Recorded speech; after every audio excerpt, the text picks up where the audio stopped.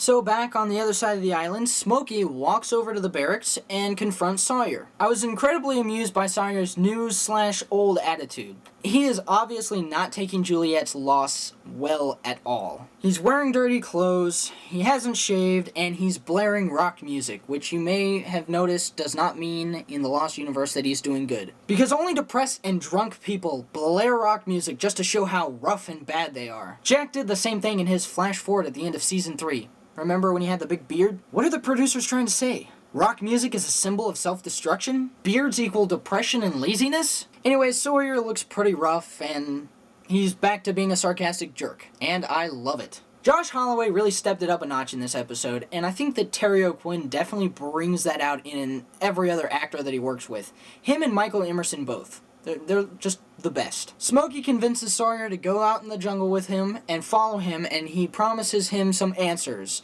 And on their way out, Smokey sees the young boy again. Only this time Sawyer can see it too. So Smokey chases after him and falls down right before he catches up to him. The boy says, "You know the rules. You can't kill him." And Smokey responds with, "Don't tell me what I can't do." Wow. Another mention of these mysterious rules, and Smokey seems confused and clumsy, and then gets angry and sounds just like John Locke. Now, who is this kid? Could it be young Jacob?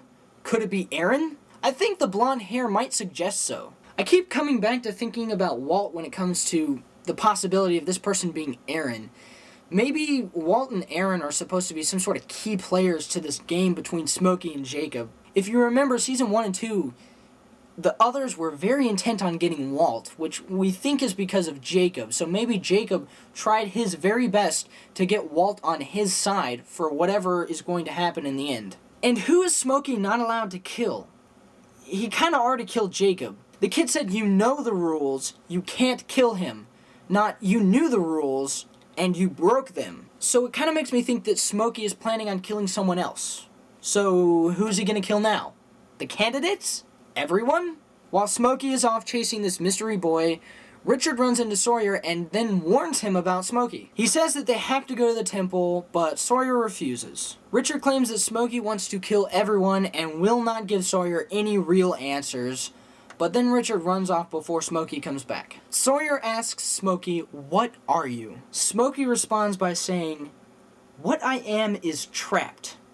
And I have been trapped for so long that I don't even remember what it feels like to be free. Before I was trapped, I was a man. I know what it's like to feel joy, to feel pain, anger, fear, to experience betrayal. I know what it's like to lose someone you love." And ladies and gentlemen, it has happened. I feel sorry for the one thing that up until now I was completely convinced was the only actual bad guy. I just don't know who to trust anymore. I mean, the way Smokey talks about Jacob, it sounds like Jacob is just this manipulative jerk. And when you think about it logically, it sounds just about right. But then again, Smokey's the one who turns into this big pillar of smoke and thrashes people about. And not to mention, when Hurley spoke with Jacob, Jacob did seem nice.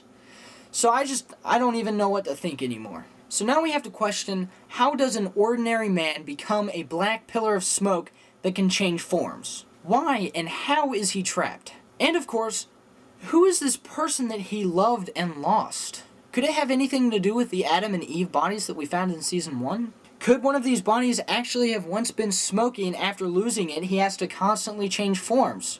Is this black smoke some sort of spirit form? I have considered the possibility that the man we saw confronting Jacob at the end of Season 5 may not be the smoke monster's true form. And at last we move on to the part of the episode where we get a few answers. Sawyer and Smokey go to a cliffside with a ladder going down the side of it that goes into a cavern. I find it interesting that Smokey saved Sawyer's life when he fell. If Smokey ultimately wanted everyone dead, that would have been a pretty easy way to do that.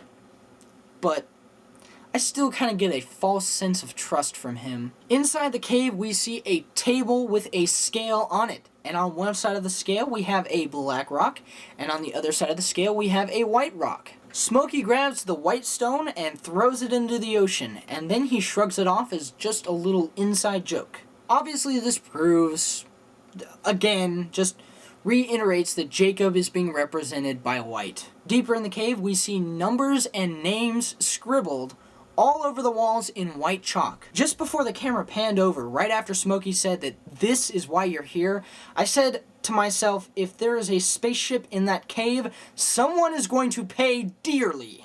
But luckily, it was just a bunch of names.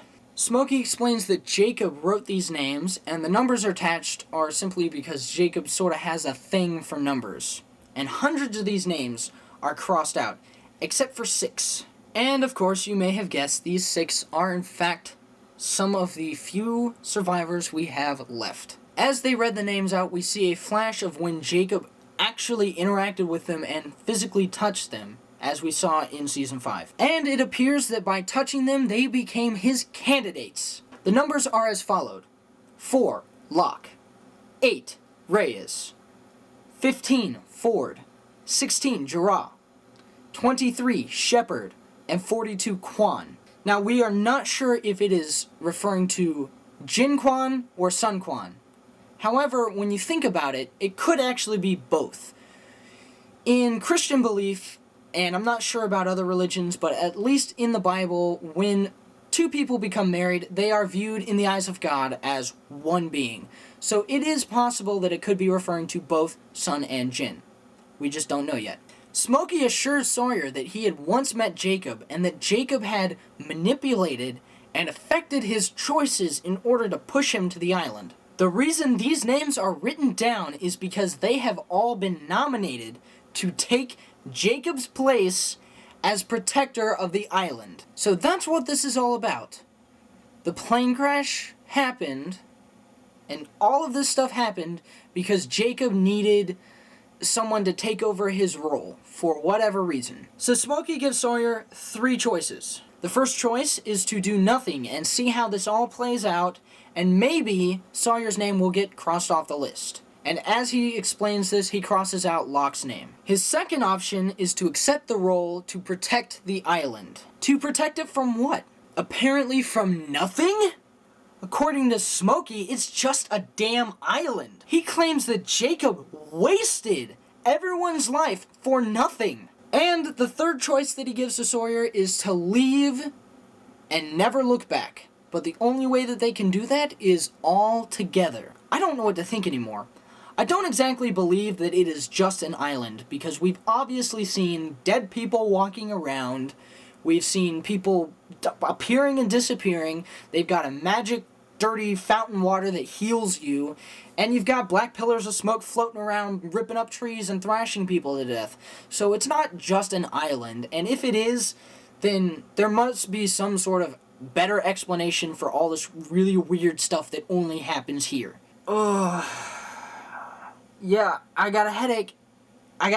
Because I know that this is only going to get worse. This is only going to get more confusing as the season goes on. A couple of last minute thoughts. Notice Kate is not listed on this wall at all, and she is not attached to any of the iconic numbers 4, 8, 15, 16, 23, 42. I'm thinking there may be a couple reasons for this. One reason is maybe candidates can only be males. Remember that back in Season 5, Ilana referred to Lapidus as a candidate. Or maybe Kate's just not good enough to become a candidate, and she might just get killed off. Yeah, let's not cross our fingers.